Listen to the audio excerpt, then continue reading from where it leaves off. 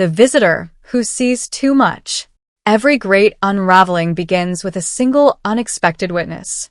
Not a detective, not a rival, not someone with an agenda or a warrant, just someone who cares enough to show up and sharp enough to notice that something is profoundly, undeniably wrong.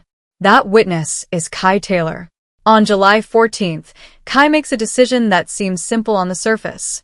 He's going to check on Drew. It's something he does occasionally, driven by that quiet unease that has never fully left him since he learned the truth about what Willow did. He knows she shot Drew. He knows Drew is living under her roof. And some part of Kai, the part that pays attention, the part that can't quite let go of the wrongness of it all, keeps pulling him back to that house like a compass needle finding north. So he goes. And what he sees changes everything. Drew is moving. Not dramatically. Not fully. This isn't a man standing up and walking out the door. This is something quieter and somehow more powerful. A man fighting his way back from the inside out, inch by agonizing inch. Maybe he's reaching for a phone. Maybe he's pushing himself toward the edge of the bed. Whatever the specific action, the message is undeniable. Drew Kane is breaking through.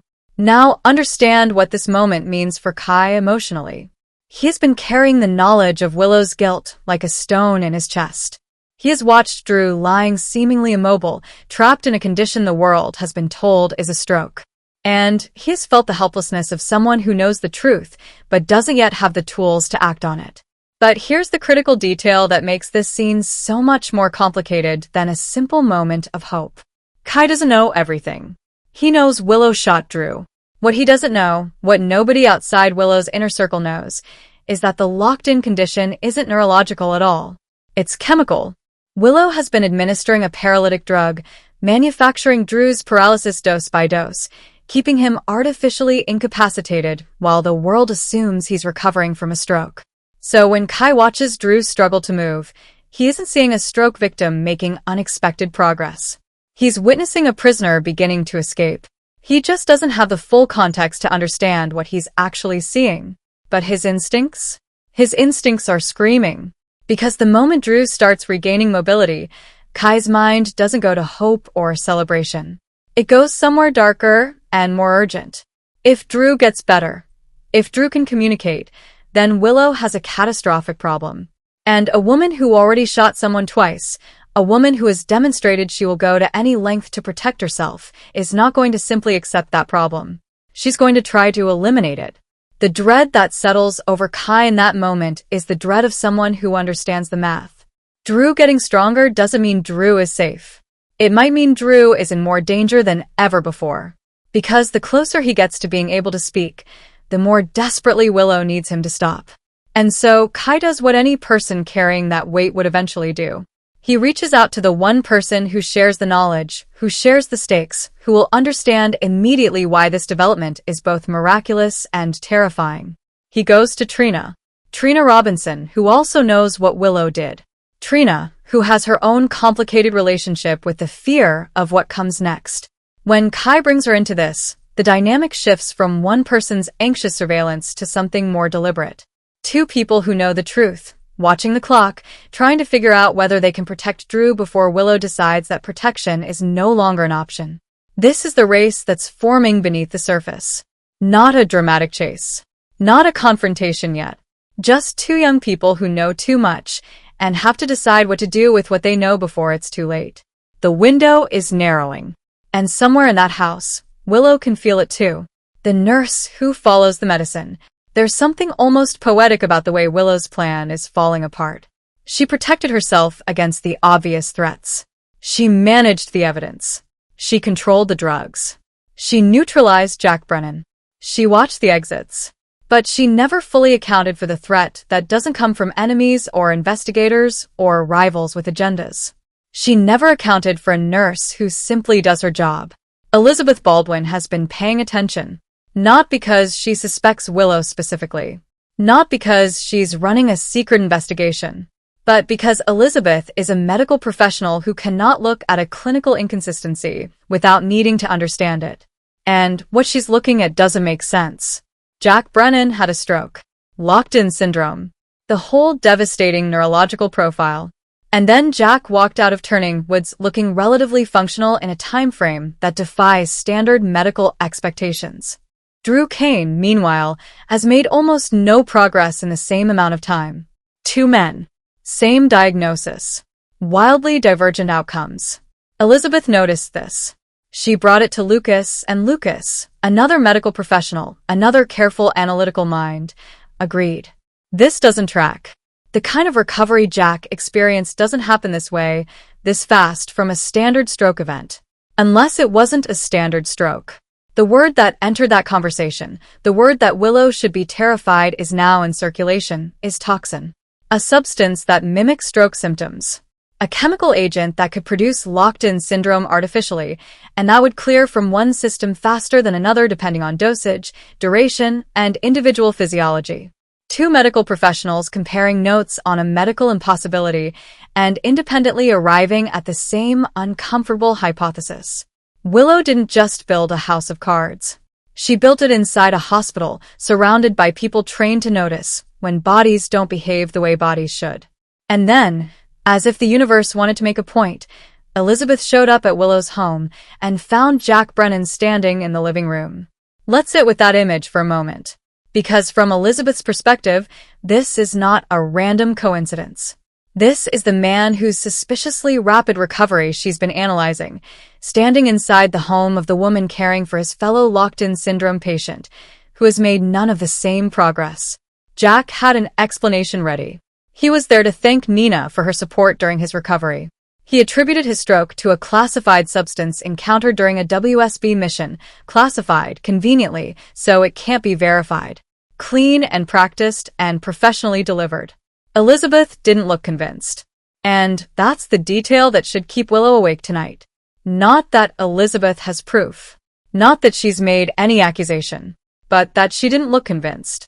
Elizabeth Baldwin has seen enough of Port Charles to know that when something feels wrong, it usually is.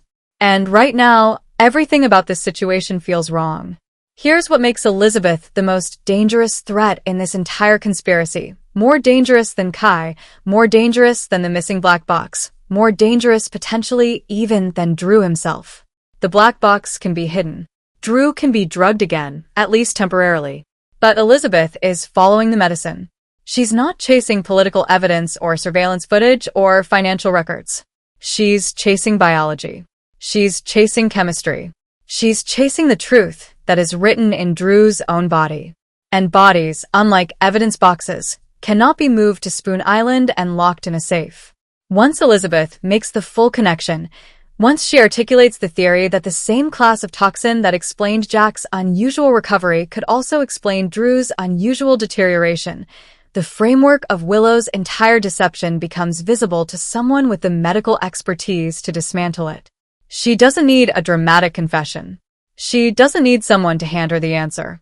She just needs to keep following the thread she's already holding. And Elizabeth Baldwin? She is absolutely the kind of woman who follows threads. The box, the castle, and the clock.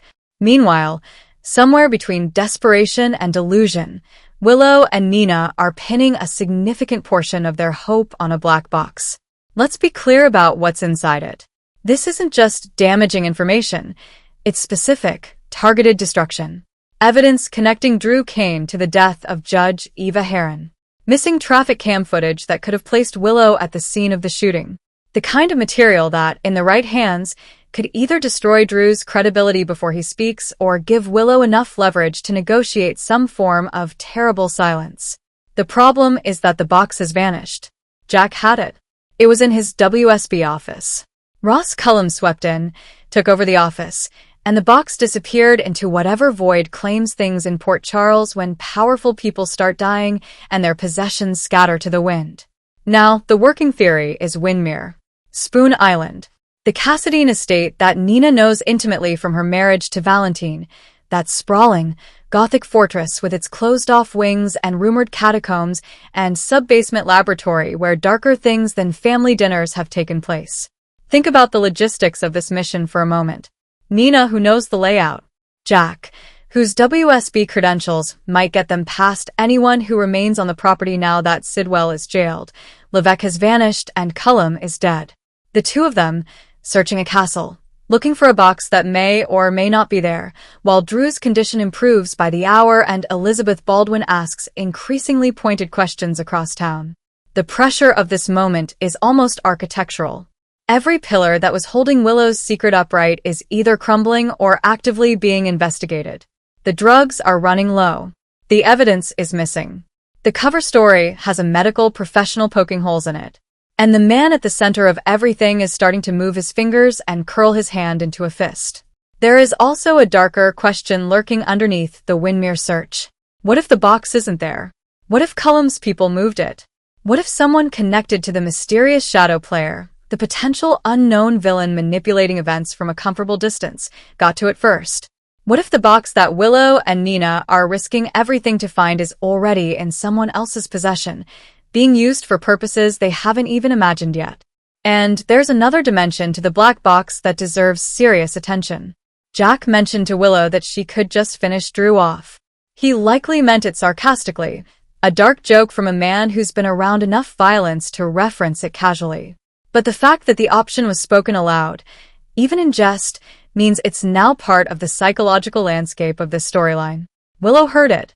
And Willow, who has already crossed that line once, who already made the calculation once that Drew's death was a survivable outcome, is now running the numbers again under circumstances far more desperate than the last time. If the box isn't found, if Elizabeth gets too close, if Drew manages to communicate before Willow can stop him, at what point does the dark joke become a serious option? The answer to that question is the beating heart of this entire arc.